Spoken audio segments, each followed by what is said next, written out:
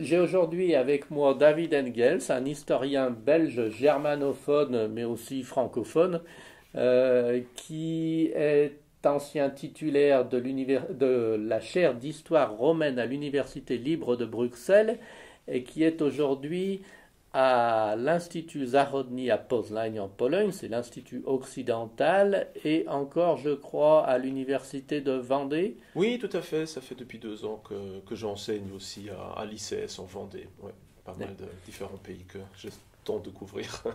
Alors, je voudrais commencer notre entretien en te posant une colle. J'ai une citation, la citation c'est la suivante. On trouve une spécificité n'existant pas dans d'autres villes. Si quelqu'un meurt, même les voisins ne le savent pas, ni de quelle manière il est mort, ni quel médecin l'a traité. La raison découle de la grandeur de la ville et du nombre de ses habitants, et de l'insatiabilité avec laquelle ils s'adonnent tous à gagner de l'argent, des postes et des honneurs. De qui est cette citation et de quelle ville parle cette personne? Oui, oui, je reconnais évidemment la citation que j'avais mis en avant de Galien qui parle de la situation des personnes âgées à Rome et qui montre évidemment toute l'actualité finalement de l'Antiquité romaine qui nous est proche non seulement d'un point de vue, disons, institutionnel, politique ou autre chose, mais aussi très culturel et social. J'ai encore une autre citation. Si la nature vous fait naître, elle vous prescrit aussi de procréer, et vos parents, en vous élevant, vous ont imposé l'obligation de faire grandir pour eux des petits-enfants si vous avez quelque sens de l'honneur. S'ajoute à cela le fait que vous avez eu la chance de disposer d'un long délai pour vous acquitter de cette charge, tout au long des années de votre vie, et que vous avez gaspillé sans porter le titre de mari ou de père. Allez donc verser d'une main qui s'y est trop accrochée la pièce qui sera utile à une famille nombreuse. Alors ça, c'est de qui? C'est Victor Orban ou peut-être une proposition de l'Institut Ordo Iuris où nous nous trouvons aujourd'hui? Le V est déjà pas mal, hein, c'est plutôt Valère Maxime de l'Antiquité évidemment qui reflète dans ce passage et dans les autres qui s'y rapportent toute cette discussion nataliste, démographique, essentiellement du 1er siècle avant, partiellement au 1er siècle après notre ère, où Rome avait des soucis assez semblables au monde occidental, hein, c'est-à-dire que les Romains de souche, si on veut, n'avaient tout simplement pas d'enfants, alors que beaucoup d'étrangers, d'immigrés qui allaient s'installer dans les grandes villes en avaient, et que, en effet, il y avait cette peur, probablement justifiée, qu'au moins l'élite romaine, tôt ou tard, allait, de sa propre décision, finalement disparaître et pousser cet empire romain dans l'incapacité de fonctionner encore correctement. Donc voilà, oui, un autre passage fort actuel.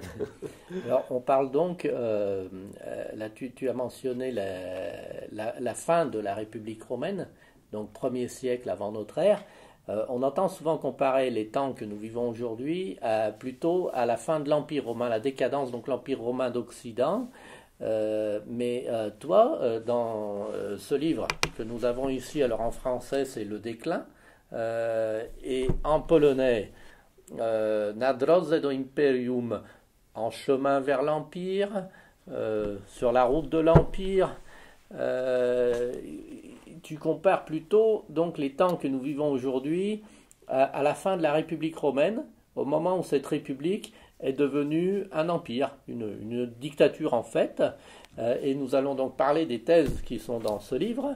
Le sous-titre en français, c'est La crise de l'Union européenne et la chute de la République romaine, quelques analogies historiques. Alors, personnellement, après avoir lu ce livre en français, Le Déclin, je trouve que le titre polonais, sur le chemin de l'Empire, est plus approprié. Oui, oui, absolument. En fait, ça fait partie d'une petite discussion que j'avais eue avec mon éditeur il y a très longtemps, en 2013, quand la version française a été publiée pour la première fois. Quel titre donner à ce livre? Moi, mon titre favori aurait été Demain l'Empire, et qui est en effet le titre qui a été donné alors à la plupart des traductions de l'ouvrage et qui permet évidemment mieux de le situer que le déclin, qui assez rapidement, on a une connotation un peu moralisante avec ce mot qui est assez vague. Moi, je le trouvais intéressant, finalement, selon la proposition de mon éditeur, vu qu'il permettait un petit clin d'œil à Oswald Spengler avec le déclin de l'Occident, mais il est vrai que la version polonaise ou allemande, de ce point de vue, est nettement mieux.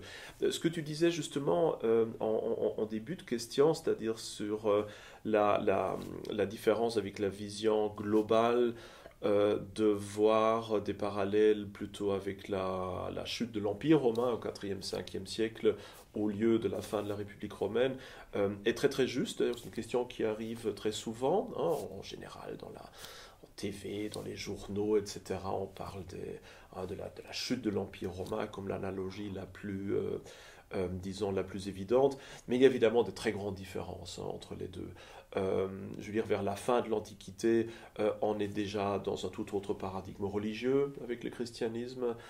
On n'est plus du tout dans une lutte sur le pluralisme politique républicain. Hein. Là, à la fin de l'Antiquité, le modèle monarchique impérial s'est déjà imposé depuis très longtemps.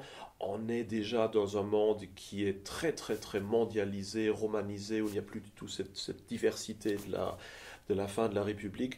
Il y a aussi toute une autre série de questions, notamment la chute démographique, le problème des institutions, les guerres asymétriques, etc., se posent d'une manière très très très différente finalement d'aujourd'hui. Et probablement le plus évident, c'est le problème de la migration, car aujourd'hui on compare très souvent le problème migratoire, surtout dans l'ouest de l'Europe, avec une nouvelle migration des peuples comme à la fin de l'Antiquité. Or, on n'est pas du tout dans un paradigme militaire, de conquête et de prise de pouvoir politique aujourd'hui. Aujourd'hui, on est nettement plus dans un paradigme comme à la fin de la République, sous l'hellénisme, d'une migration plutôt économique, plutôt, oui, voilà, basée sur l'attrait des aides sociales attribuées par l'État romain. Donc il y a toute une série de parallèles dont on parlera certainement plus en détail après, qui me font paraître que la fin de la République, au 1er siècle avant, ressemble nettement plus à l'actualité aujourd'hui que la chute de l'Empire romain demi-millénaire après. Alors justement, à la lecture de ton livre, ce qui frappe, c'est la similitude des mots soufferts par la société romaine de ce 1er siècle avant Jésus-Christ à ceux qu'on connaît aujourd'hui. Multiculturalisme, perte d'identité qui accompagne ce multiculturalisme, hiver démographique. Les gens n'ont plus d'enfants, n'en veulent plus, ils vivent trop bien, ils cherchent le confort, ils font carrière. Pratique de l'avortement même, condamné par certains déjà. Individualisme, dérèglement des mœurs, baisse de la pratique religieuse, donc pas chrétienne à l'époque, mais pratique religieuse vis-à-vis des dieux romains. L'épanouissement personnel d'une manière générale devient plus important que de vouloir créer une famille. On a la contraception aussi qui est utilisée. Alors d'abord ta méthode de recherche, parce que en faisant ces comparaisons, on n'avait pas à l'époque Eurostat, on n'avait pas l'INSEE et autres instituts. Comment t'y prends-tu pour trouver ces similitudes du 1er siècle avant notre ère? Oui, tout à fait. Là, c'est évidemment le gros souci du comparatisme, que ce soit par rapport à cette époque-là ou sur n'importe quelle autre. C'est qu'aujourd'hui, évidemment, nos moyens de quantifier ce qui nous arrive aujourd'hui, ces moyens-là sont évidemment supérieurs de loin aux souvenirs historiques qu'on peut avoir d'une époque lointaine de 2 milliers d'années ou qui s'affairait à une autre civilisation. Donc là, quantifier l'Antiquité est évidemment un très grand problème et évidemment très très très débattu. Il y a des tentatives évidemment sur base du monnayage, des inscriptions, de la fréquence de certaines inscriptions, aussi de fouilles archéologiques, etc., de mettre des chiffres évidemment sur la réalité de l'Antiquité, mais cela reste évidemment fort limité et surtout c'est assez difficile de couvrir des aspects plutôt culturels, de moralité publique, etc., avec ces moyens-là. Donc ce que moi, la seule chose qu'on puisse faire en tant que comparatiste, de ce point de vue-là, c'est de revenir aux sources, finalement aux sources écrites, aux témoignages des historiens, des philosophes, des rhéteurs, etc., et de les comparer et de voir dans quelle mesure il s'agit là d'une impression purement privée, personnelle, ou publique. Et donc là, évidemment, on est ouvert à beaucoup de discussions et aussi à beaucoup de critiques, car il est sûr que voilà, quelqu'un qui écrit un ouvrage historiographique, qui se lance dans un discours politique, il a évidemment ses objectifs à lui. Et donc c'est assez difficile, évidemment, de dire est-ce qu'on est vraiment absolument sûr qu'il s'agit là d'une réalité acceptée par tous, est-ce qu'il s'agit là d'un avis individuel de tel et tel auteur. Moi, je dirais qu'il y a deux possibilités qui nous donnent un petit peu de courage par rapport à cette méthode comparative. D'un côté, c'est la fréquence des attestations d'un certain sujet. Quand on voit qu'il y a un certain constat qui traverse l'entièreté de la littérature d'une époque, de ce point de vue-là, on peut se dire, bon, visiblement, ça renvoie quand même à quelque chose. Et puis l'autre, c'est aussi que l'auteur veut être compris. Et donc, si l'auteur met en avant un certain sujet, c'est qu'il doit au moins pouvoir croire qu'une partie significative des lecteurs ou du public puisse s'y reconnaître dans cette perception, du moins, de la réalité.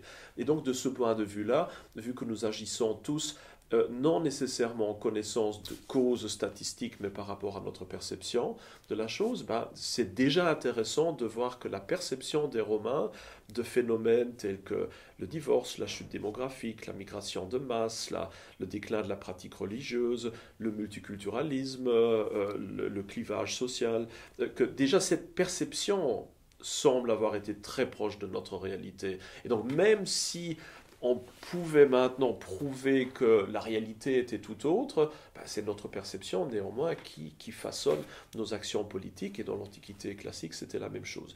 Donc je dirais, oui, on peut avoir une certaine confiance, je dirais, dans cette approche, mais il est certain que comparer des textes avec des statistiques, il y a une asymétrie et qu'un petit doute reste toujours.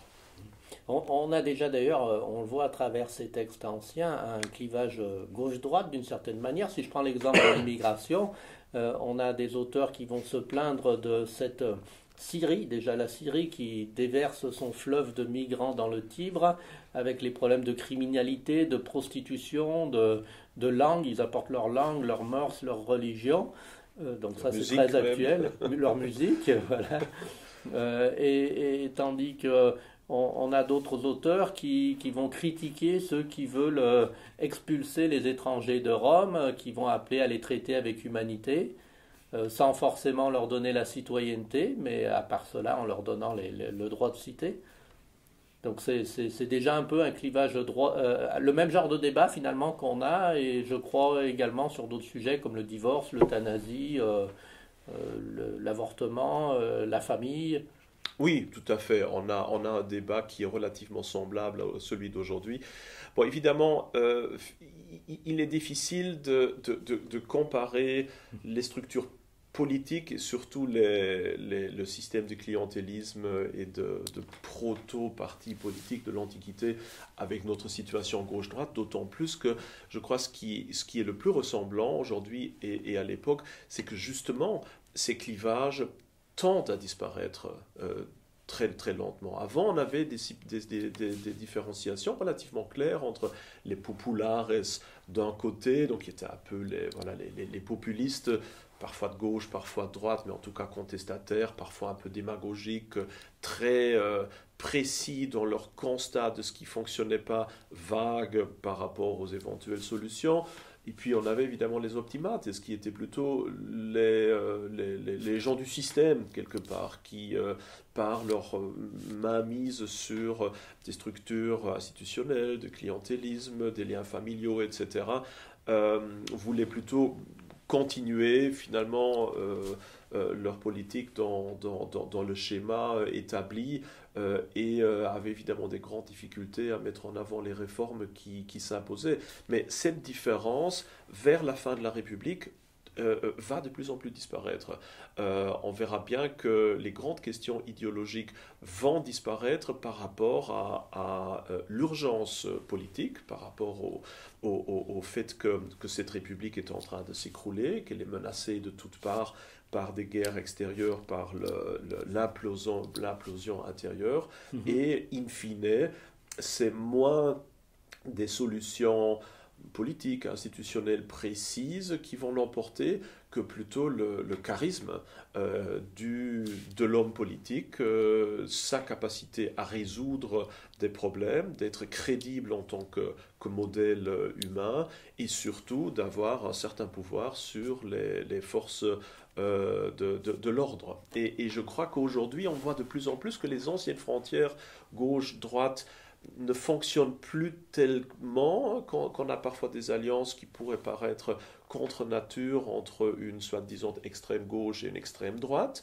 qui se ressemblent à certains points de vue, avec un centre qui de plus en plus s'allie dans des cordons sanitaires pour la protection contre le fascisme, ce genre de choses-là. On voit même là l'apparition de personnes très étranges telles que Emmanuel Macron, qu'on aurait difficile à situer très précisément sur l'échiquier politique, qui viennent un peu de nulle part, qui sont capables de mettre sur pied un parti politique qui aujourd'hui montre cette facette-là, demain montre une autre, qui peuvent aussi bien disparaître du jour au lendemain, de nouveau de l'échiquier politique. Donc on voit une personnalisation de plus en plus grande de la politique qui, à la fin, va faire disparaître les structures institutionnelles, républicaines établies. Justement, j'ai vu un baromètre publié en février 2024 du Cevipof. 34% des Français aimeraient avoir à la tête du pays un homme fort qui n'a pas à se préoccuper du Parlement ni des élections, et 23% souhaiteraient que l'armée dirige le pays. C'est en hausse de plus 5 points de pourcentage. Pour le pourcentage qui souhaiterait un homme fort à la tête du pays, qui ne se préoccupe pas du Parlement. Alors qu'est-ce que ça t'inspire à la lumière de la République romaine tardive, justement de ce passage de la République démocratique à un système monarchique, impérial? Oui, tout à fait. Ça montre très bien qu'on est déjà avec un pied là-dedans aussi, que malheureusement, les structures républicaines, démocratiques, se sont menées de plus en plus à l'absurde durant les dernières années, dernières décennies, peut-on dire, qu'il y a de plus en plus, surtout de jeunes, qui finalement n'ont plus de respect pour, disons, les institutions démocratiques parce que ces institutions ont monumentalement échoué et sont désormais synonymes de corruption, de léthargie, d'exploitation, d'incompétence, etc. Quelque chose de très semblable qu'on avait vers la fin de la République. Donc ce n'est pas nécessairement un débat entre démocratie et autoritarisme qui se joue, mais c'est plutôt la démocratie ou la République, vers la fin de la République romaine, qui se mène à l'absurde et qui finalement se délite d'elle-même. Et je crois qu'en France, la France est toujours, avec l'Italie, un très bon indicateur du futur européen. C'est toujours là, en France, généralement, que tout commence, que ce soit la Révolution française, etc. Donc là aussi, je crois que sur beaucoup de points, la France est un précurseur. Il y a peu de pays européens où la crise économique, institutionnelle, migratoire est tellement enfoncée et tellement problématique finalement. Et le fait qu'une grande partie, déjà actuellement, des Français soient prêts à souhaiter un homme fort, un homme providentiel, je crois est indicateur de ce qui arrivera de plus en plus dans les autres pays européens. Et si on ajoute à cela maintenant une crise aiguë, que nous n'avons pas encore, mais qu'on aura bientôt, je crois, ce chiffre-là pourra aisément augmenter encore de loin. Alors on a aussi, donc, on a parlé des pays d'Europe, mais on a maintenant l'Union européenne C'est José Manuel Barroso qui avait défini l'Union européenne comme le premier empire non impérial qui impose sa discipline, non par la force, mais par le droit. Alors, est-ce qu'on peut effectivement, je crois que c'est la thèse que tu défends, dire que l'Union européenne a des attributs de plus en plus impériaux face non pas à une république, mais plusieurs républiques qui ont tendance à se déliter? Oui, je crois qu'on puisse dire ça. Bon, évidemment, les structures, une fois de plus, entre la République romaine tardive aujourd'hui, il y a des grandes différences, forcément. Donc, plus on se rapproche avec la loupe de la réalité quotidienne, et plus ces parallèles sont difficiles à maintenir. Mais si on garde un point de vue général, on peut dire que l'Union européenne correspond à beaucoup de niveaux à une idée impériale. Nous avons là une structure qui est très clairement supranationale, donc qui est multiculturelle, comme chaque empire en général. On a une idéologie qui reste expansionniste. L'Union européenne veut s'étendre, que ce soit vers les Balkans, vers l'Ukraine, vers le Caucase, vers la Scandinavie. Donc il y a quand même une volonté d'expansion. Il y a une très claire croyance en sa propre supériorité idéologique, très évident, avec voilà, les valeurs universelles, etc. Donc il y a même cette composante très universaliste de représenter non seulement quelques États, mais une partie du moins significative de l'humanité. Donc, et puis il y a la possibilité de la force, car il est sûr que cette force militaire, elle n'est pas encore vraiment visible vers l'extérieur, mais elle est là à l'intérieur. Nous voyons très bien que, in fine, ce droit, il doit être réalisé. Il doit pouvoir être imposé dans les États membres. Et c'est évidemment la police qui est, à la fin, la conséquence suprême.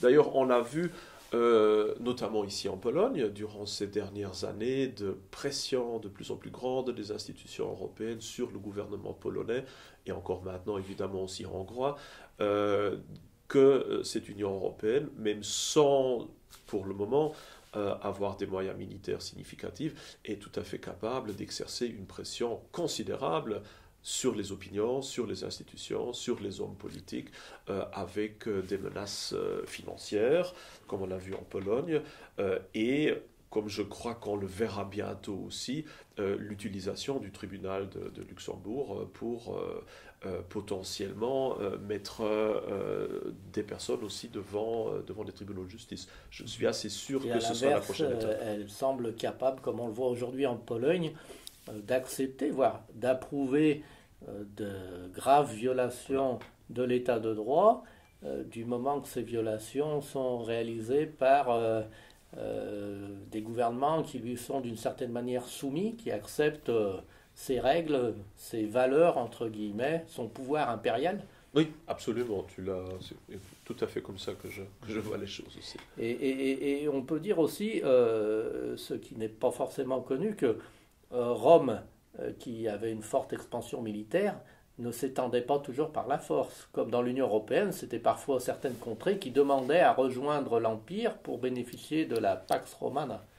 Oui, tout à fait. On a toujours cette vision basée sur les atlas historiques d'un empire qui s'étend de plus en plus. Et c'est sûr qu'il y a certaines étapes qui sont militaires, mais il y en a en effet beaucoup, comme notamment l'annexion de la Syrie, la réorganisation de l'Asie mineure, la Chypre, beaucoup d'autres régions, où finalement l'annexion à l'Empire romain porte plutôt les traits d'une adhésion volontaire à un très grand espace à la fois politique, économique, fiscal, qui a des grands avantages pour les participants. D'un autre côté, ce qu'il ne faut pas oublier, c'est que la création de l'Union européenne ne s'est pas faite dans un vide identitaire, mais a nécessité la Deuxième Guerre mondiale comme prélude finalement. Donc l'échec de l'expansion militaire de l'Allemagne, la victoire militaire finalement des États-Unis, du moins dans la partie occidentale, et la volonté de donner donc un certain cadre politique à cette coopération entre ce qui restait de l'Allemagne, de la France, de l'Italie, les pays Benelux, pour à la fois en décupler le pouvoir économique aussi de résistance par rapport au bloc de l'Est, mais aussi pour être sûr que plus jamais un État européen puisse tenter de convaincre ou de conquérir militairement ses voisins. Donc d'un certain point de vue, l'Union européenne est le résultat de la Deuxième Guerre mondiale. Et puis alors là j'ai encore une citation prise dans ton livre. Cette fois c'est pas pour poser une colle, c'est d'Aelius Aristide, 2e siècle après Jésus-Christ, sur la démocratie sous l'empire de Rome, sous l'emprise de Rome, comme aujourd'hui on a la démocratie un peu sous l'emprise de Bruxelles. Donc l'auteur nous dit: en démocratie, en tout cas, il n'est pas possible, une fois que le verdict a été rendu dans la cité, d'aller dans un autre endroit ni devant d'autres juges, et force est d'accepter la sentence. Dans l'Empire romain, au contraire, on n'est pas forcé de se satisfaire de l'arrêt si l'on a subi une condamnation imméritée, ni même de sa défaite si l'on a été débouté alors qu'on intentait des poursuites. Il reste un autre juge, un grand, à qui rien n'échappe jamais en fait de justice. Finalement, il pourrait parler ici de la Cour de justice de l'Union européenne ou bien de la Cour européenne des droits de l'homme. C'est intéressant de voir comme, en effet, actuellement se préparent certaines structures impériales.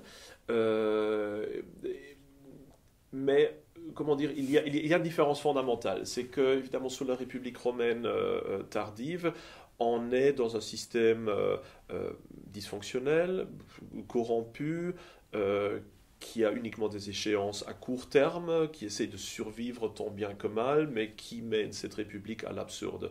Puis on a la transition, et qui a une idéologie, disons, de plus en plus, disons, moderniste d'un point de vue actuel. Puis on a la transition par les guerres civiles vers le Principat augustéen, où en effet on a cette impression d'un État autoritaire, de notre point de vue aujourd'hui, mais du point de vue des contemporains, comme tu l'as déjà cité aussi dans ce passage d'Aelius Aristides, l'empereur est plutôt vu comme un genre d'arbitre, voire de défenseur des intérêts des gens simples. Les gens simples qui étaient exploités par le Sénat, par les institutions provinciales, etc., et qui parlaient par les grands aussi dans les villes, et qui trouvaient dans l'empereur, en effet, quelqu'un qui pouvait parler pour eux, qui les défendait. Et donc souvent, une certaine critique qu'on peut lire dans l'Antiquité contre l'Empire, notamment chez Denis d'Halicarnasse, c'est de reprocher à Auguste d'avoir changé un régime qui était un régime oligarchique en un régime démocratique. C'est-à-dire l'empereur est vu comme le garant de la démocratie, dans le sens que c'est en lui que le démos a quelque part son défenseur contre les oligos, c'est-à-dire contre l'oligarchie. Et tout cela s'accompagne évidemment aussi d'une transition idéologique importante, et ça c'est évidemment ce qui nous attend dans le futur. C'est-à-dire une transition d'une idéologie qui est plutôt, disons, hellénistique, un peu plus moderniste, qui est, qu'on trouve incorporé des personnages comme Marc-Antoine, par exemple, ou d'autres, par un Auguste qui est radicalement conservateur, qui dit vouloir restituer la République telle qu'elle était lors de sa fondation, qui va même jusqu'à la fondation de Rome en disant, voilà, je suis le nouvel aîné, le nouveau Romulus, etc. Donc on a là une volonté vraiment de restauration, presque d'archéofuturisme, si on veut, de retour aux sources. Et ça, c'est évidemment quelque chose qu'on voit déjà un petit peu dans l'inconscient culturel européen actuel, la fascination pour les origines, le rejet graduel de la modernité, le vide identitaire qu'on voit chez beaucoup de jeunes. Et je suis assez persuadé que dans les années ou décennies qui vont suivre, cette révolution politique, qui est déjà préparée aujourd'hui dans beaucoup de structures européennes, va s'accompagner d'une révolution qui va être idéologique et qui va plutôt aller dans le sens conservateur que dans le sens de la gauche, comme on l'a aujourd'hui. D'accord. Donc ça viendra sans doute pas des institutions de Bruxelles, qui sont plutôt du côté de la révolution progressiste. C'est difficile à dire parce que les institutions européennes sont très intéressantes. Le problème, au fond, n'est pas nécessairement ces institutions, c'est plutôt l'idéologie qui les anime.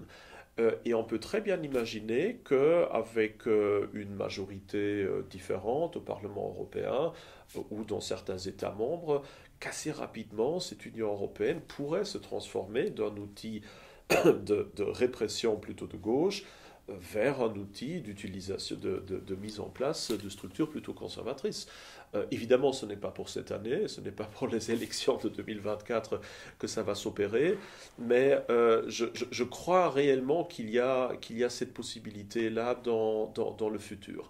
Maintenant, la grande question ouverte, c'est de savoir est-ce que cette réforme augustéenne, si on veut, est-ce qu'elle viendra de l'intérieur des institutions, c'est-à-dire est-ce que les élites bruxelloises et partiellement nationales en place aujourd'hui vont réaliser qu'ils devront changer légèrement de bord pour rester en place parce qu'ils voient que le vent tourne. Donc, est-ce que c'est plutôt de l'intérieur que ça vient? Et on voit bien comme certains hommes politiques peuvent tourner leur veste du jour au lendemain, donc ce ne serait pas du tout étonnant. Ou alors, est-ce que ça viendrait plutôt de l'extérieur, dans le sens d'un événement de réforme, voire de pré-guerre civile, autre chose, qui imposerait plutôt quelque chose de l'extérieur. Ça, c'est difficile évidemment à prévoir, mais je crois qu'in fine, on va dans ce sens-là. Et il faut peut-être dire... même si tu m'en as pas posé la question, mais face aux critiques aussi du livre, qui ont souvent vu là-dedans un genre de défense d'une révolution conservatrice, autoritaire de l'Union européenne, que mon attitude, elle est aussi tiraillée que celle des Romains. Hein, les Romains de la fin de la République et surtout du début de l'Empire voyaient dans Auguste à la fois un problème, vu que très visiblement il avait balayé les véritables structures républicaines, et d'un autre côté, ils y voyaient une solution sans alternative, vu qu'ils mettaient enfin un point final à ces guerres civiles, à ce désordre permanent, et réalisaient une grande partie de leur programme d'assainissement moral conservateur. Donc ils étaient tiraillé entre rejet, acceptation, ça peut très bien lire ça chez Tite-Live et chez Tacite. Et donc mon approche à moi, elle était un peu semblable. Oui, le fait de se dire, de perdre une partie de cette liberté républicaine, démocratique, qui aujourd'hui de toute façon n'existe qu'en grande partie sur le papier, mais plus vraiment en réalité, est douloureux. Et certainement pas quelque chose que les vrais conservateurs d'aujourd'hui vont accueillir avec enthousiasme.